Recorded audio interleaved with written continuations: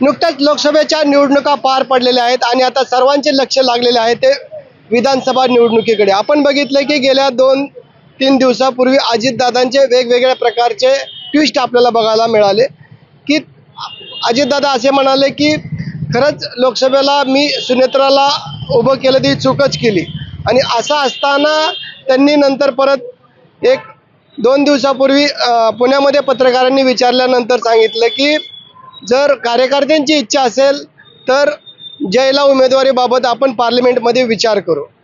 याच संदर्भात आपल्याशी बोलण्याशी बरोबर आहेत आपल्याला अजितदादांचे सख्खे पुतणे योगेंद्र पवार। दादा नमस्कार, मला सांगा दादा की आता विधानसभेचा चेहरा म्हणून आपल्याकडे बघितलं जातं नाही, आता खरं तर उमेदवारी कुणाला मिळेल हे सगळे मित्र पक्ष साहेब, जयंत पाटील साहेब, सुप्रियाताई हे सगळे ठरवतील। पण बारामतीमध्ये आता अनेक वर्ष झाले मी इथं काम करतोय, अनेक संस्था आहेत त्याच्यात मी लक्ष घालत आलोय, सामाजिक कामं आपली सगळ्यांची इथं होत आली आहेत आणि साहेबांसाठी मी लोकसभेला इथं प्रचार केला तेवढंच आहे। आपण बघितले की लोकसभा निवडणुका लागल्या होत्या परंतु फॉर्म दाखल झाले नव्हते कुणाचे। अशा वेळेस आपले बाबा म्हणजे बाप्पू साहेबांनी सांगितलं होतं की अजूनही वेळ गेलेली नाही, अजितदादांनी सुनेत्रा वहिनींचा फॉर्म भरू नये। तेव्हा ते तसे बोललेले, पण काय नंतर काय झालं आपण सगळ्यांनी बघितलं। आता 4 दिवसापूर्वी त्यांनी एका वृत्तवाहिनीच्या मुलाखती देताना अजितदादा म्हणले की मी लोकसभेच्या निवडणुकीला मी सुप्रियाच्या विरोधात सुनेत्राला उभं करायला नको होतं, की आता नक्की हे साथ का घातली असेल त्यांनी? तर काय त्यांच्यावर आता त्यांच्या स्टेटमेंटवर बोलण्या इतका मी मोठा नाहीये, शेवटी माझे काका आहेत, ज्येष्ठ नेते आहेत, त्यांच्या स्टेटमेंटवर बोलणं मला योग्य वाटत नाही। तर त्यांची एक भावना त्यांनी ती व्यक्त केली असावी। आता त्यानंतर आपल्याला दुसरं उदाहरण अजितदादांचं पाहायला मिळालं ते म्हणजे पुण्यामध्ये जर खरंच युवा कार्यकर्त्यांची इच्छा असेल तर जय संदर्भात आपण उमेदवारी बाबत विचार करू पार्लमेंटमध्ये, असं देखील ते म्हणाले। आता काय एकतर लोकसभेच्या प्रचाराच्या वेळेस 2दा किंवा 3दा दादा तेव्हा म्हणालेले की जर काही वेगळा निकाल लागला तर मग ते विधानसभेला उभे राहणार नाहीयेत, असं त्यांचं तेव्हा स्टेटमेंट 2 का 3 सभेमध्ये आलेलं आणि त्याच्यामुळे एखाद्या वेळेस जयचं नाव आता पुढे येत असावं। पण शेवटी सगळ्यांना माहिती आहे की मी अनेक वर्षापासून बारामतीमध्ये काम करतोय, अनेक जबाबदाऱ्या मी इथं सांभाळत आलोय आणि काकांसाठी जय काय आणि मी काय आम्ही दोघं समानच आहोत। त्याच्यामुळं जर काकांचा आशीर्वाद असेल, सगळे काका पवार साहेबांचा कुटुंबाचा आशीर्वाद असेल तर मग म्हणजे आमची एवढीच इच्छा आहे की ह्या सगळ्यांनी आम्हाला आशीर्वाद द्यावा। आता म्हणजे तुम्ही आशीर्वाद द्यावा असं म्हणताय, परंतु आपण बघितलं की लोकसभेच्या निवडणुकीनंतर आपण तालुक्यामध्ये सक्रिय झालेला आहेत, गाव पिंजून काढताय, प्रत्येक गावामध्ये कार्यकर्त्यांना भेटताय, त्यांच्या अडीअडचणी जाणून घेताय, म्हणजे खरंच आपल्याला काकांनी आशीर्वाद द्यावा असं वाटतंय? द्यावा असं वाटतंय काय, पुढं जात असताना जर सगळ्यांची साथ असेल तर मग काम करताना पण ते आपल्याला सोपं जातं, लोकांची कामं अजून चांगल्या पद्धतीने होऊ शकतील। अजितदादा असं देखील म्हणाले माझी 7 ते 8 वेळा टर्म झालेली आहे, मला काय ह्याच्यात इंटरेस्ट नाही। कसं बघताय? काय ते त्यांचं एखाद्या वेळेस त्यांची ती फिलिंग असेल किंवा त्यांची भावना असेल, त्याच्यावर मी कसं बोलणार? त्यांना तुम्ही त्यांना विचारलं पाहिजे। तर असं जरी असलं तरी आता येणाऱ्या विधानसभेमध्ये आपल्या विरोधात कोण असावं असं आपल्याला वाटतं, अजितदादा का जयदादा? आता एकतर मीच तिथं असणारे हे अजून कन्फर्म नाहीये, त्याच्यामुळं ते कोण असतील शेवटी 2 पक्ष आहेत ते आणि त्यांचे पण मित्र पक्ष आहेत, तिथं महायुती आहे, पलीकडं भाजप सारखा तिथं पक्ष आहे, इथं आपण काँग्रेस शिवसेना हे सगळे एकत्र आलेत। तर हा म्हणजे थोडा वरच्या लेवलचा प्रश्न आहे, जेव्हा सगळे ज्येष्ठ नेते बसतील ठरवतील मग ते आपल्याला कळेल की उद्या काय होणार आहे ते। लोकसभेच्या निवडणुका पार पडल्याने आता अजितदादा जनसन्मान यात्रा अजितदादांनी सुरू केली, लाडकी बहीण योजना बाबत अजितदादा प्रत्येक सभेमध्ये सांगतात. आता प्रत्येक बहिणीच्या खात्यात 3,000 रुपये यायला सुरुवात झाली. नाही, ते आता 3,000 कारण 2 हफ्ते एकत्र दिलेत, नाहीतर 1,500 रुपये ते महिन्याला देणार होते असं ते बोललेले आहेत. काही महिलांच्या ते खात्यांमध्ये आलेत पैसे, काही महिलांच्या खात्यामध्ये ते नाही आलेत.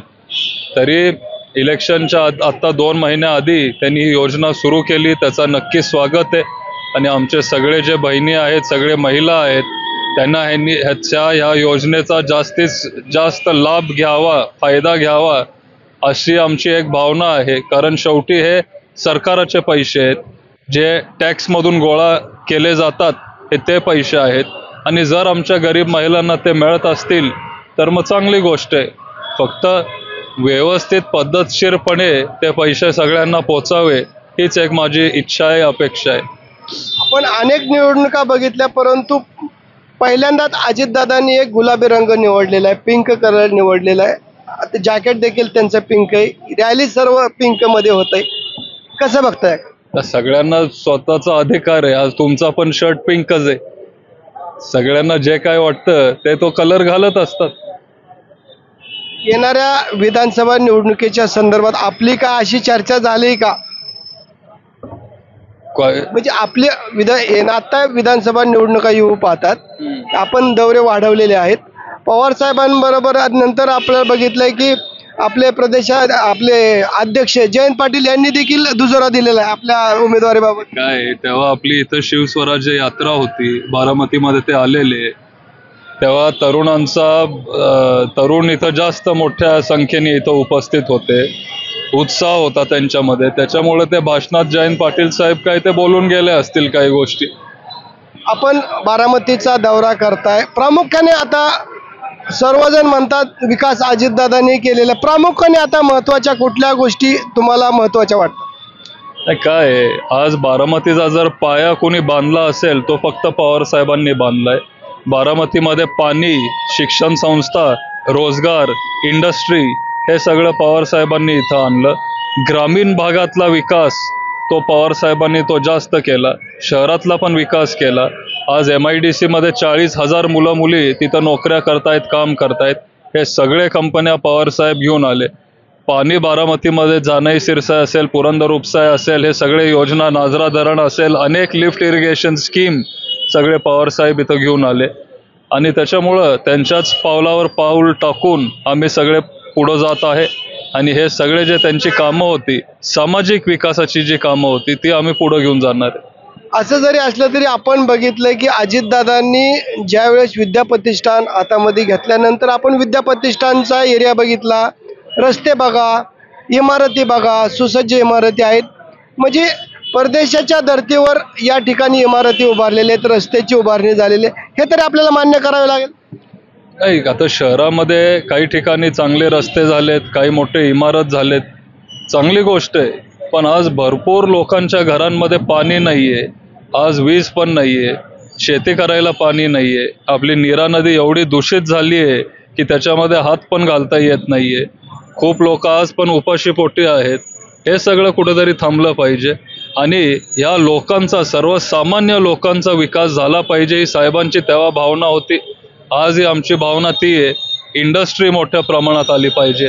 बेरोजगारी बारामतीमध्ये खूप वाढली आहे, कारण नवीन इंडस्ट्री इथं आली नाही, आता ती आणली पाहिजे. आणि ह्या सगळ्या गोष्टींवर आमचा प्रयत्न असणार आहे. आपण बघितलं की 1967 पासून बारामतीकर पवार कुटुंबियावर प्रेम करत आलेले आहे. आणि असं असताना आपण बघितलं की जूनमध्ये राष्ट्रवादीमध्ये हुपी फूट पडल्यानंतर पवारमध्ये 2 गट झालेले. बारामतीकरांना हे नकोय. बारामतीकरांना नकोय, आम्हाला पण ते नकोय. पण शेवटी भाजपाच्या विचारासोबत आमचं कुटुंब कधी गेलं नव्हतं. इथून पुढं पण त्यांच्यासोबत जायला आम्हाला ते पटत नाही, योग्य वाटत नाही. आणि त्याच्यामुळं आता जे काय घडतंय ते आपल्या समोर आहे. आपण बघितलं की बारामती तालुक्यामध्ये सोमेश्वर असेल किंवा माळेगाव असेल, असे महत्त्वाचे साखर कारखाने आहेत. काल सोमेश्वर कारखान्याने उच्चांकी भाव दिला. का उच्चांकी भाव दिला असेल? काही जण म्हणतात की एका वर्षातच कारखान्याच्या देखील निवडणुका येऊ पाहतात आणि आता विधानसभेच्या देखील निवडणुका येऊ पाहतात. खरं नक्की याच्यामुळे भाव दिला असावा? आता सोमेश्वर तुम्ही एक कारखान्याचं नाव विसरला असाल, त्याचं नाव आहे छत्रपती कारखाना. तो छत्रपती कारखाना एका काळी महाराष्ट्रामध्ये 1 नंबर कारखाना ओळखला जात होता. तो पण कारखाना आपल्या बारामतीमध्ये भरपूर ऊस तिथं जातो. आणि हा त्यांनी असं दर का दिला हे आता बघावं लागेल. अजून ते मी बघितलं नाहीये.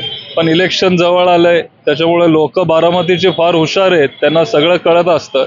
आणि का दिला, किती दिला, आत्ताच का दिला, हे सगळं त्यांना सांगायची गरज नसते.